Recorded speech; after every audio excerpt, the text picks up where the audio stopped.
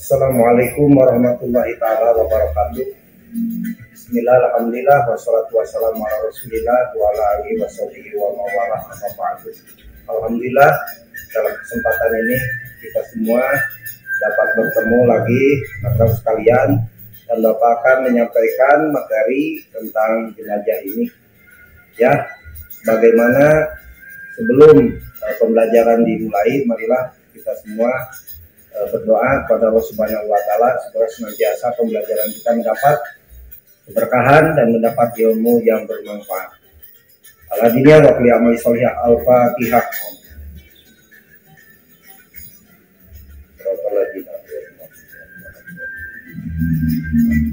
Alhamdulillah, marilah kita awali pembelajaran ini dengan kita bersama-sama membacakan basmalah. Bismillahirrahmanirrahim. Ya anak-anak sekalian, alhamdulillah semoga kalian semua dalam keadaan sehat, jasmani, sehat rohani, dan juga sehat ekonomi. Inilah pembelajaran tentang jenazah, ya.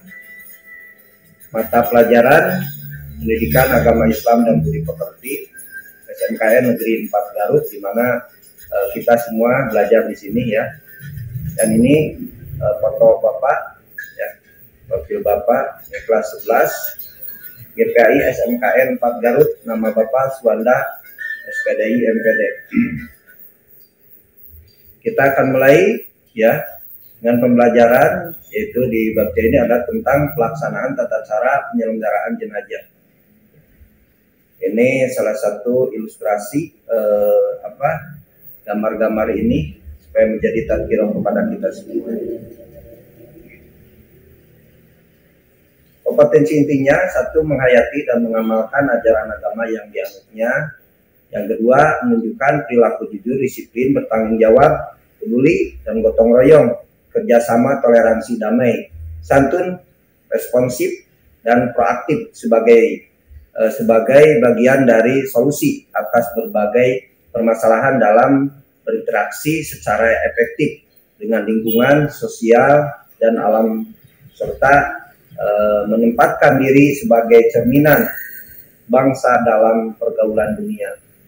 Dan kompetensi yang ketiga, memahami, menerapkan, dan menganalisis pengetahuan, yaitu yang faktual, tentunya ya, konseptual, prosedural, dan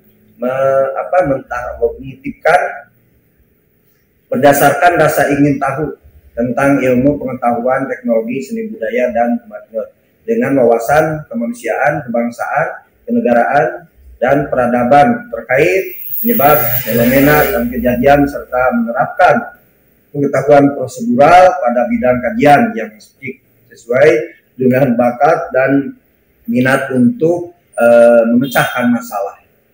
Dan kompetensi inti yang keempat, yaitu mengolah, menalar, dan menyajikan dalam ranah konkret, ya, ranah konkret dan ranah abstrak, ya, terkait dengan pengembangan dari yang dipelajarinya di sekolah secara mandiri dan maupun menggunakan metode sesuai kaidah keilmuan. Nah, ini sebetulnya tidak disampaikan juga gak apa-apa, tetapi supaya kalian nanti lebih paham, ya, apa yang akan kita bahas nanti. Adapun juga kompetensi dasarnya, ya, yaitu menerapkan penyelenggaraan jenazah sesuai dengan ketentuan syariat Islam dan menunjukkan sikap dan kerjasama dalam penyelenggaraan jenazah di masyarakat. Juga menganalisis pelaksanaan penyelenggaraan jenazah dan menyajikan prosedur penyelenggaraan jenazah. Nah, ini salah satu foto-foto di kelas kita berpraktek, ya. Pilihan materi, satunya adalah awalnya dengan datangnya kematian jenazah, dan kita tahu hukum mengurus jenazah, tahu hukumnya, dan pelaksanaan penyelenggaraan jenazah sesuai syariat Islam, hal-hal lain terkait pengurusan jenazah, dan bekerja sama dalam penyelenggaraan jenazah. Juga nanti ada takziah dan juga ziarah kubur. Intinya supaya apa? Tudzakirul maut, kalau hadis menyampaikan maksudnya, dan kita bahwa kita akan maut. Nah, ini adalah salah satu praktek, ya, waktu di sekolah. datangnya kematian adalah sakaratul maut, yang mana kematian akan menghadap setiap manusia, baik tua, muda, balita. Kematian tidak mengenal usia dan juga kedudukan seorang di dunia. Ya. Nah, proses tercabutnya nyawa manusia ini akan diawali dengan detik-detik menegangkan dan juga menyakitkan. Ya, peristiwa ini dikenakan sebagai sakaratul maut. Di antara dalil yang menegaskan terjadinya proses sakaratul maut yang mengiringi perpisahan antara jasad dengan ruh terdapat pada firman Allah Subhanahu wa taala yang di sini, auzubillahi minasyaitonirrajim, bismillahirrahmanirrahim, wa ja'at sakratul mauti bil haqq zalika ma kunta minhu tahid, yang artinya wallahu a'lam rasul bin radi, dan datanglah sakaratul maut dengan benar-benar, yaitu itulah yang dahulu hendak kamu hindari. Quran surat Qaf ayat 19. Nah, ilustrasi foto-foto sumber kalian belajar di sekolah. Ayat lain yang berkaitan dengan sakaratul maut adalah yang mana sebagai di sini temukan ya, kalla idza balaghatil taraqib al-ayat. Nah, ini yang artinya wallahu rasul bi muradi, tidak apabila nyawa telah sampai ke kerongkongan, ayat 27, dan dikatakan kepadanya siapa yang dapat menyembuhkan, ayat 28-nya, dan dia yakin bahwa itulah waktu perpisahan dengan dunia, ayat 29-nya, dan bertaut betis kiri dengan betis kanan, ayat 30-nya, kepada Tuhanlah pada hari itulah kamu dihalau. Ya. Quran Al-Qiyamah 79 ayat 26 sampai ayat 30. Ini foto-foto waktu Bapak lagi praktek ya jenazah di sekolah. Kematian telah ditentukan waktunya. Nah, ini ya, bahwa kematian ini berdasarkan referensi di sini, kullu nafsin dha'iqatul maut wa innama tuwaffawna ujurakum yaumal qiyamah faman yujiha aminnar wa udkhilal jannah faqad faz wa mal hayatud dunya illa mata'ul ghurur. Ya. Dan yang artinya wallahu alam muradi, setiap yang bernyawa akan merasakan mati, termasuk kita semua pasti akan mati. Dan hanya pada hari kiamat saja diberikan dengan sempurna belasanmu. Barang siapa jauhkan dari neraka dan masukkan ke dalam surga, sungguh dia memperoleh kemenangan kehidupan dunia, hanyalah kesenangan yang memperdaya. Quran Al-Imran ayat 185. Nah, ini referensi yang kuat bahwa kita betul-betul pasti akan mau. Dan sini adanya telah mengetahui bahwa sesungguhnya datangnya kematian itu tidak ada yang mengetahuinya kecuali Allah Subhanahu wa taala. Namun ada yang namun ada tanda-tanda ya yang tampak bagi orang-orang yang tengah menghadapi sakaratul maut. Apa yang harus kita lakukan jika menyaksikan hal tersebut? Berikut ini hal-hal yang harus kita lakukan ketika menghadapi keadaan itu. Satu diantaranya menghadapkannya ke arah kiblat dan tentunya membaca kalimat tauhid yang disebut dengan talqin ya. Lakinu mautakum bila ilaha illallah. Kalau ini seperti itu ya. Nah ini itu terus pejamkan kedua matanya dan mendoakannya. Jadi tak kalah seorang yang akan mati itu ya dalam keadaan sakaratul maut akan sudah terlihat napasnya. Nah, kita sebagai keluarganya harus cepat-cepat menakilkan. Jadi mentalkinkannya gimana? Jadi suara kita dan ke telinganya diringi la ilaha illallah, atau misalnya kita terlalu ini dengan kalimat Allah Allah Allah, biar selain itu bisa mengikutinya. Terusnya memberitahukan kepada terutama keluarga, tetangga dan para sahabat itu kalau sudah meninggal ya.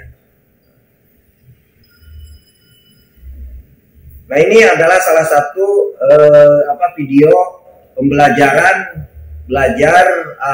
praktek ya, praktek mengkampani ini sebagiannya. Nah ini ya, biasa kan kalau Bapak praktek di masjid ya, ini kebetulan lagi di kelas waktu prakteknya, ya, kemarin di kelas prakteknya, sehingga posisinya di atas meja ya, gitu ya. Nah ini sudah Bapak masukkan ke channel YouTube ya, jadi kalian nanti tinggal lihat konten-konten terkait pembelajaran ya di YouTube Bapak ya, Suwanda Suhada.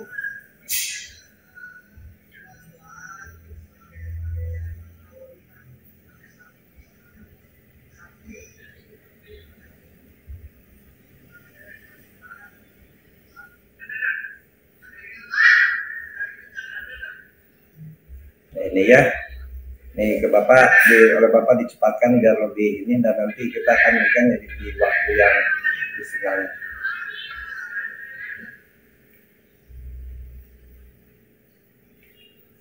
Nah, hukum mengurus jenazah. Jadi mengurus jenazah merupakan perkara yang tidak boleh kita sepelekan. Kenapa? Karena hukum mengurus jenazah itu hukumnya fardu kifayah.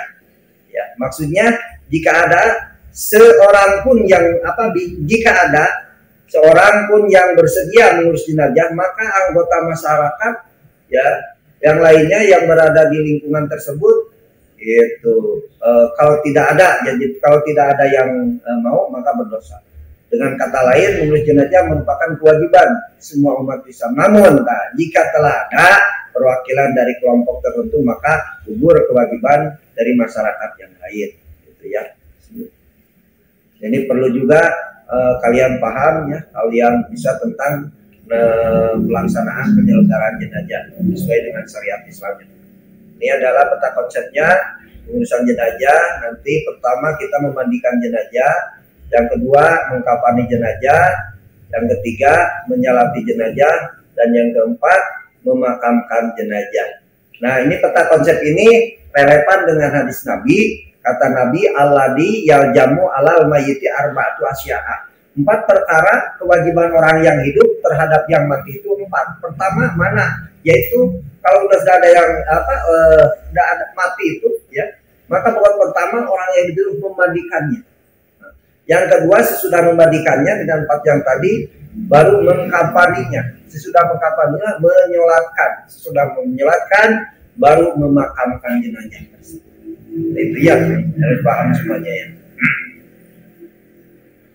Yang seterusnya, hal-hal yang wajib kita kerjakan dalam mengurus jenazah ialah memandikan, mengkafani, menyolati, dan menguburkan, sebagaimana konsep tadi atau peta konsep yang disampaikan. Memandikan jenazah ya. Ini siapa tepat untuk memandikan jenazah layak dan terjaga dari penglihatan orang yang jadi orang yang lewat, bukan tempat yang memberikan kehormatan ya bagi jenazah gitu, supaya tidak terlihat auratnya. Siapkan alat-alat yang diperlukan saat memandikan jenazah seperti tempat mandinya, dan ada sabun mandinya, terus air yang itu sebenarnya dicampur dengan daun bidara, air bersih, terus sugi batang ya, yang kalau sebenarnya itu di pepek ada ya, terus sarung tangan, kapas, dan air kapur yaitu baru itu ya, dan gayung kalau misalnya tidak ada kelang tersebut. Terus letakkan jenazah di tempat mandi yang disediakan. Tempat mandi hendaknya tinggi seperti di papan atau meja ya, ada khusus yang biasa sekarang sudah ada khusus pemandian mayit ya, supaya tidak terlentang. Juga harus terlindung dari panas matahari atau hujan ya. Jadi di ruangan atau tempat yang teduh, atau dari pandangan orang banyak, supaya orang banyak tidak bisa melihat. Kenapa? Karena auratnya supaya tertutup. Nah, hanya ilustrasinya seperti ini. Jadi pakai pembatas ya, supaya orang tidak melihat, dan ini hanya orang-orang yang memandikannya. Adapun juga pas memandikannya pasti auratnya ditutup seperti ini ya. Ini lapat niatnya memandikan jenazah buat laki-laki, nawaitu ghusla lihadal mayyiti lillahi ta'ala. Kalau buat perempuan, nawaitu ghusla lihadihil mayyiti lillahi ta'ala, yang artinya aku berniat memandikan mayit ini karena Allah Ta'ala. Gitu aja ya, kalau misalnya apanya lupa ataupun kurang paham. Terutama para siswa semua ini harus paham. Kenapa? Karena kita akan mati dan kita juga punya orang tua, sehingga anak yang soleh itu orang tua tak kalah meninggal oleh anaknya. Ya, ini salah satunya, tutup seluruh anggota badan jenazah kecuali muka dengan pakaian basah, ya misalnya sarung supaya menutupi aurat. Ya. Terus yang lainnya, orang-orang yang turut serta memandikan jenazah hendaknya memakai sarung tangan, yang tadi saya sampaikan ya. Air untuk memandikan jenazah disunahkan diberi daun bidara yang disampaikan ya, itu sunnah Nabi. Kalau tidak ada apa gimana ya nggak apa-apa. Berniat hendak memandikan jenazah dan diawali dengan basmalah dan niat yang tadi disampaikan. Terus jenazah yang akan dimandikan dibersihkan terlebih dahulu dari najis, ya, pada anggota badannya dengan lembut. Jadi dibersihkan dulu anggota badannya, baru dimandikan di niat untuk dihaluskan. Dan kotorannya juga, mungkin ada kotoran di dalam perut, jenazah dikeluarkan dengan cara menekan perutnya secara berhati-hati, ya. Jadi jangan ditekan, jadi pelan-pelan, ya. Pelan-pelan supaya kotorannya keluar, nah, gitu ya, supaya kotorannya keluar. Terus kotorannya yang ada pada kuku jari-jari, tangan dan kaki, termasuk kotoran yang ada di mulut atau gigi juga dibersihkan. Ya. Nah ini ilustrasinya atau contohnya seperti di sini, sehingga tadi pakai meja ya, pakai meja seperti ini. Dan harus dijauhkan meja ini dengan air ini. Kenapa? Karena takut nanti air najis ini masuk ke dalam ke dalam ember atau air, sehingga ini ke belakang tuh ada gambarnya seperti itu.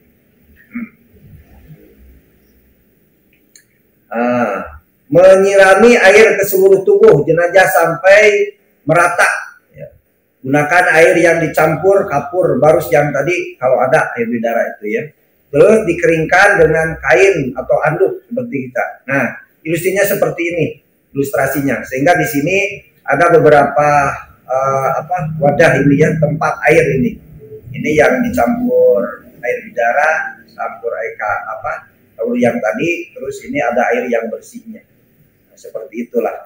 Nah, ini salah satu mayit yang sudah terus dikasih handuk ya, supaya tidak basah tak kala di kapani.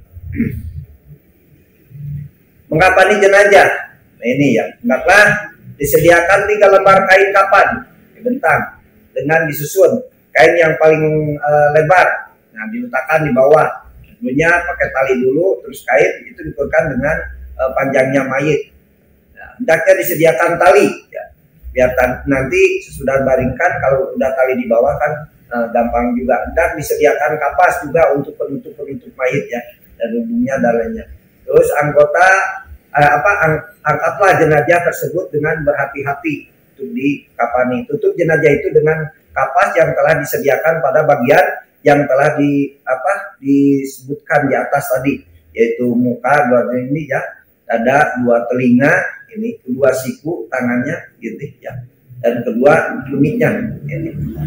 Kenapa ini ada salah satu penghormatan kepada mayit ya, gitu. Terus hendaklah kain kapan tersebut diselimutkan atau ditutup dari lembaran yang paling atas, terus yang paling bawah, kemudian diikat dengan tali dari kain yang telah disediakan. Terus semua tali pengikatnya hendaknya disimpul. Jadi simpul itu tali yang bisa dibuka. Nah, ini salah satu ilustrasi contoh ya praktek waktu Bapak di sekolah dengan siswa ya. Nah ini biasa praktek itu di pembelajaran sekarang kelas 11 dan di kelas 13 mau keluar itu kan ada uji komnya. Nah ini seperti inilah contoh ya gambaran ilustrasi cara mengkapani atau membungkus mayit. Salat jenazah. Adapun salat jenazah ialah salat yang dikerjakan sebanyak 4 kali takbir gitu.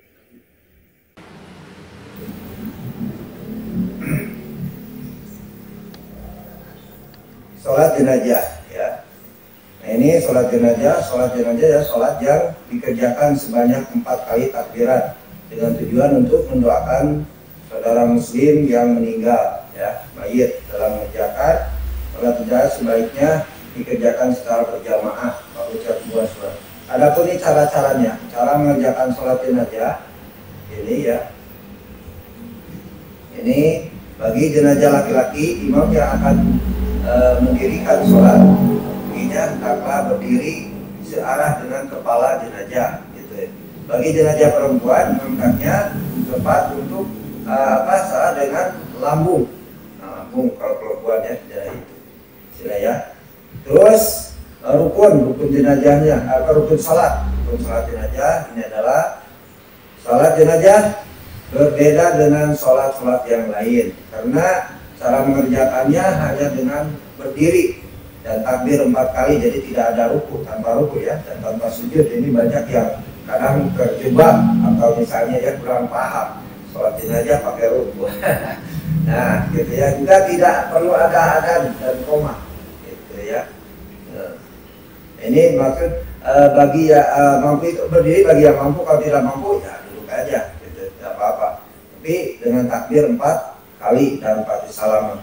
Ini ilustrasi contoh ya, siswa di SMK 4 yang melaksanakan praktek ya sholat jenazah.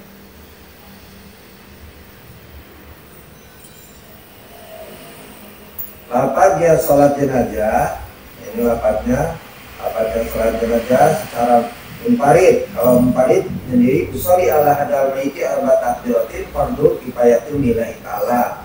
Aku melihat sholat jenazah untuk mayit ini dengan 4 rakaat fardhu kifayah karena Allah Ta'ala. Yang kedua, lafaz jihad untuk jenazah perempuan secara munfarid sendiri, usolli ala hadal maitati arba takbiratin fardhu kifayatin lillahi ta'ala. Aku melihat sholat jenazah untuk mayit ini dengan 4 takbir fardhu kifayah karena Allah Ta'ala. Nah, ini ilustrasi contoh ya, gambar yang mana di sini menyebutkan jenazah ini perempuan karena posisi mayit di ini.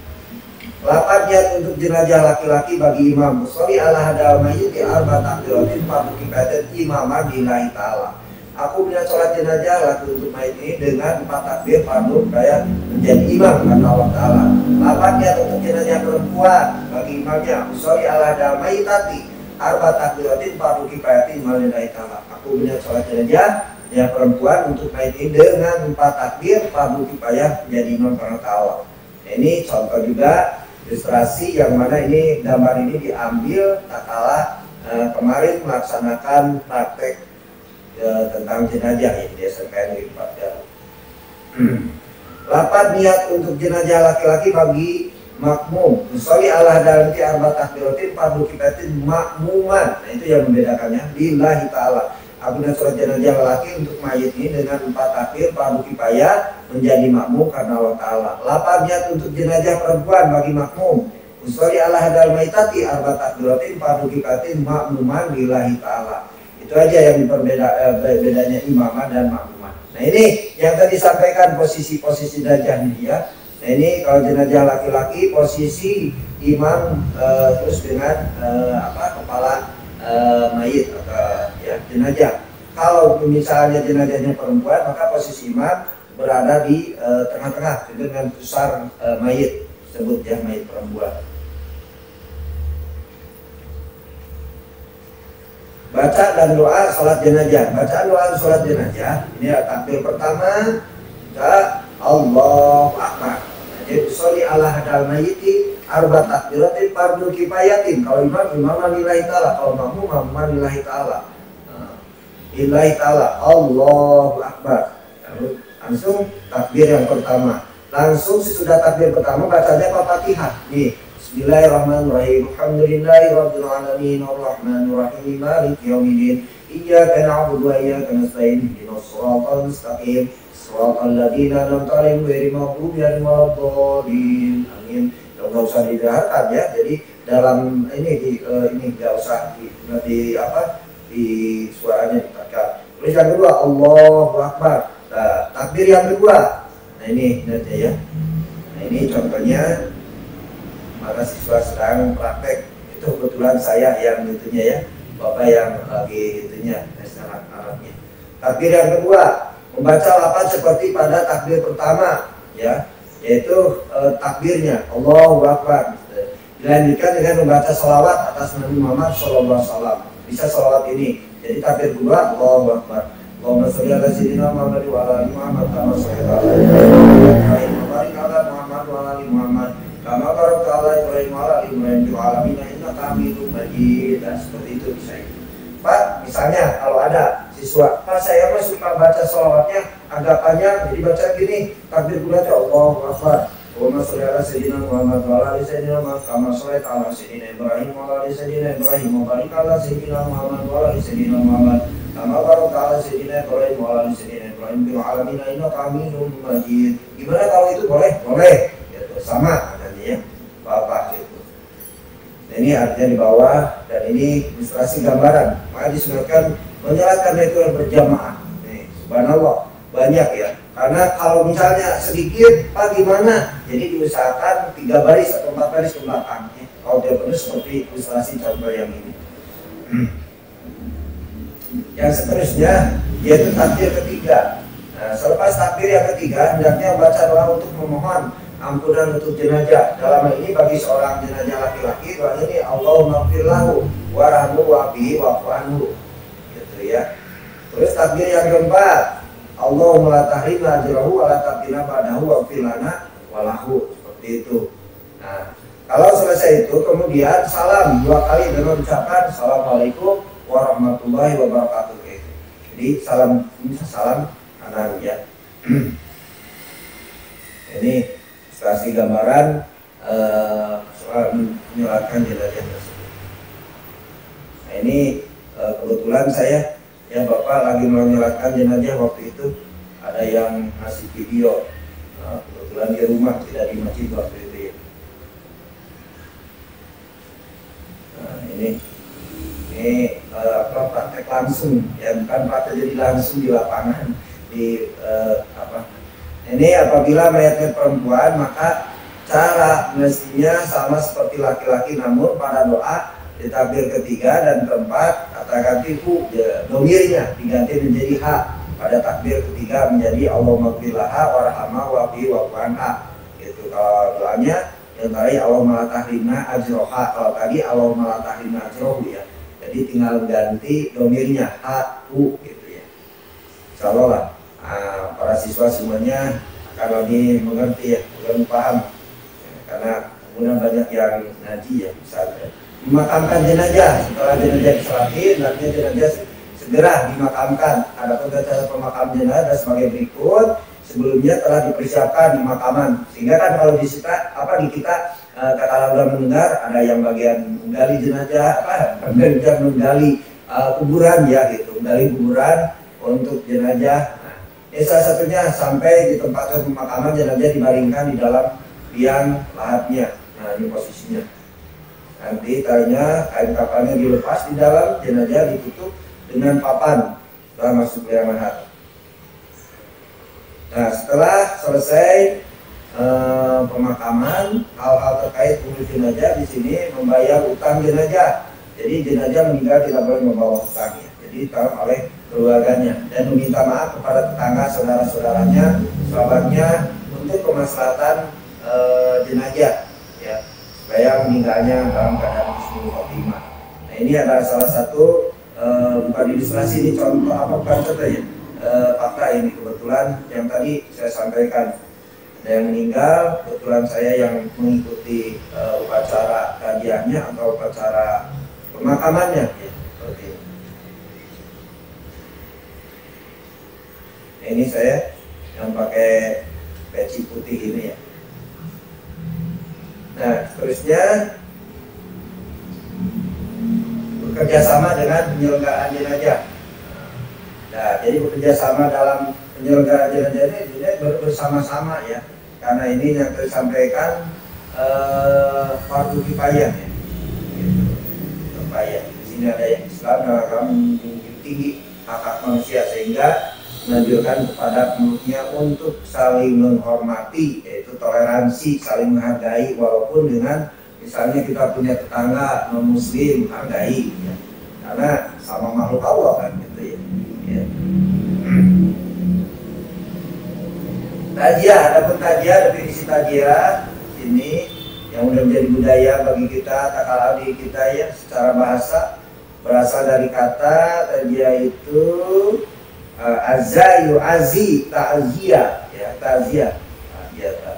Ini berlangsung kawah ya, berlangsung kawah ini mengekspresikan simpati membuat rasa nyaman kepada orang lain, artinya supaya yang ditinggalkan tidak merasa lebih sedih ya. Secara istilahnya makna tajia itu yang umumnya digunakan saat melayat keluarga, kita tetangga meninggal ya, dengan kita memberikan menghiburnya dengan kata-kata supaya yang ditinggalkan tidak terlalu itu maunya kami tinggal.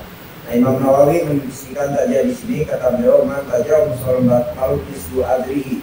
Kalau termudi sini ya, sebenarnya seperti itu. Tajia ini barang siapa yang bertakjia kepada orang yang tertimpa musibah, maka baginya pahala semisal pahala yang didapati orang tersebut, subhanallah ya. Nah, ini karena orang-orang yang takziah ya, sehingga saja kita menghibur keluarga yang ditinggalkan dengan kata-kata kesabaran dan ketabahan dan mendoakan. Bagi mukminin yu'azi akhu bi musibatin ila tasallallahu azza wa jalla min yaumil qiyamah. Tidak seorang mukmin bertanya kepada saudaranya yang ketika musibah kecuali Allah akan memberinya pakaian kemuliaan pada hari kiamat, subhanallah. Nah, seperti budaya di kita kan ada disebut dengan mendoakan tajia itu sudah dikuburkan sehingga ada tahlilan. Kalau saya gimana Pak, bisa ya supaya itu lagi bisa enggak apa-apa gitu. Pasti yang keluarga yang mendoakan gitu ya. Nah, ini mendoakan mayit yang sudah meninggal dan juga mendoakan juga keluarga yang ditinggalkan mayit. Nah, seperti ini contoh waktu saya menjadi perwakilan dari keluarga ya. Jadi sudah mayit dikuburkan, ada perwakilan lagi dari keluarga. Awalnya sebelum sholat jenazah gitu, sebelum sholat jenazah ada kata-kata ya yang tadi disampaikan, terus sudah disolatkan langsung dikuburkan, sudah dikuburkan ada kata-kata lagi ya.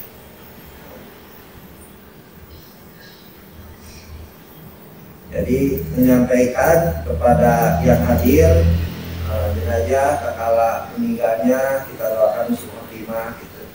Terus bahwa ini akan jadi tadkirah buat kita juga akan sama. Nah, sudah ini langsung dengan mendoakan mayit ya, yaitu kalau bisa kalinya dengan pembacaan talqin.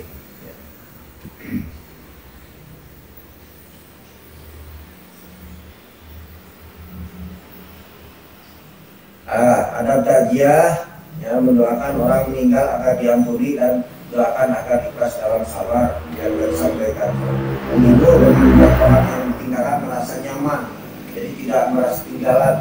Memahami mereka dan menasihati mereka harus sabar dan ikhlas. Terus menjaga anak-anak orang yang ditinggalkannya ya. Terus seandainya orang yang meninggal dan keluarga muslim menghibur dengan ucapan yang baik agar mereka sabar dan tabah juga tidak tersinggung ya. Jadi kita kedepankan sifat toleransi kita ya. Hikmah takziah, ada hikmahnya, ada mengingatkan beban orang yang ditimpa musibah, sehingga karena kan yang disampaikan kita juga pasti akan mati ya kan. Nampakkan budaya Islam dan menunjukkan sikap saling peduli ya, dan kebersamaan antara sesama muslim, bahkan kepada orang non muslim juga yang tertimpa musibah. Mempererat tali silaturahmi di antara anggota masyarakat, jadi kita saling membantu, saling menolong gitu ya. Itu seperti inilah ilustrasinya ya. Ziarah kubur. Nah, ini salah satu ziarah kubur artinya berkunjung kuburan, artinya kuburan. Ziarah kubur artinya berkunjung ke kuburan. Awal Rasulullah SAW melarang umat Islam untuk berziarah kubur karena dikhawatirkan akan melakukan sesuatu hal yang tidak baik. Misalnya menangis di atas kuburan, bersedih, meratapi, bahkan yang lebih bahaya adalah memutuskan ya. Jadi memutuskan mayat yang ada di kuburan, akan tetapi karena mengingat mati itu penting. Nah, dan diantara mengingat mati adalah ziarah kubur, karena mereka tudzakirul maut ya. Dengan ziarah kubur harus mengingatkan bahwa kita akan mati, akan maut juga. Rasul bainakum an ziyaratil kubur fazuruha fa innaha tadzakiru akhirah. Nah, kata surah itu. Boleh kita jalan kubur, tapi syarat kita mendoakan mayat, dan intinya bahwa kita juga sama akan seperti yang di kuburan itu, sehingga akan menimbulkan dalam hati senantiasa ingat kepada mati. Hikmah dari ziarah kubur dapat meningkatkan pada kematian dan kehidupan akhirat, jadi senantiasa ingat gitu ya, dan melembutkan hati sehingga mudah menerima nasihat kebaikan gitu. Kenapa? Karena ya tadi orang kalau sudah mati tidak ada apa-apanya. Membuat kita pada dunia cukup terhadap kemelarang kehidupan dunia. Sehingga kalau seperti ini ada seperti ini ya. Nah, ada di sini cara kalau kita misalnya mau ziarah kubur adanya Assalamualaikum warahmatullahi wabarakatuh bina mu'minin wa mu'minat wa muslimin wa inna insyaallah bikum lahikun nasyaallah lana wa lakum afihi. Nah gitu ya, kita kalau mau masuk ke wilayah kuburan ya, dan istilah bukan istilah ya bagus ya, kita di sana membaca Al-Quran, artinya kita mendoakan mayit gitu ya, dan bacaan Al-Quran itu ya. Fadilahnya semoga Al-Quran sampaikan ke mayit. Nah seperti ini diakhiri tadi sampaikan kita baca kalau saya itu ya talqin ya. Yang mana isi talqin itu pertama baca talqinnya dengan bahasa Arab, yang kedua sesudah dibaca talqinnya diterjemahkan. Supaya apa? Supaya orang yang menghadiri pemakaman itu mengerti kata yang diucapkan oleh kita ya, sebagai ustadz lah, kalau misalnya ustadz yang memimpin acara pemakaman tersebut ya. Karena dalam bahasa talqin itu ada kata-kata ya, ada kata-kata menyanyi kepada mayit, itu syariatnya hakikatnya kepada yang hadir.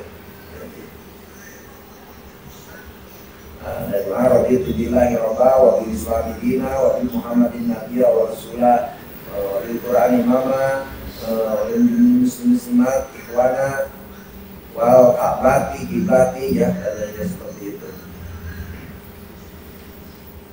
Nah ini nanti oleh kalian bisa dipelajari ya, dilihat video ini sampai beres. Dan ya ini dengan berdoa semuanya, mendoakan mayit, mendoakan keluarga, dan mendoakan orang-orang yang hadir di pemakaman gitu.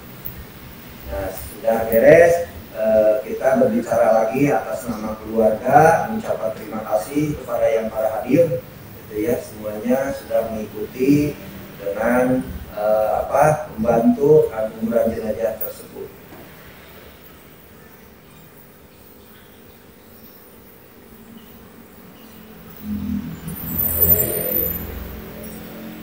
Alhamdulillah, mungkin itu saja yang bisa Bapak sampaikan ya terkait pembelajaran tentang jenazah ini, dan ini referensi atau sumber media pembelajaran yang disampaikan misalnya itu yang pertama Ilham Widya. Terima kasih pada Ilham Widya yang sudah memberikan ilmunya, slide-nya, dan juga buku revisi kurikulum 13 ya, yang ini buku-bukunya.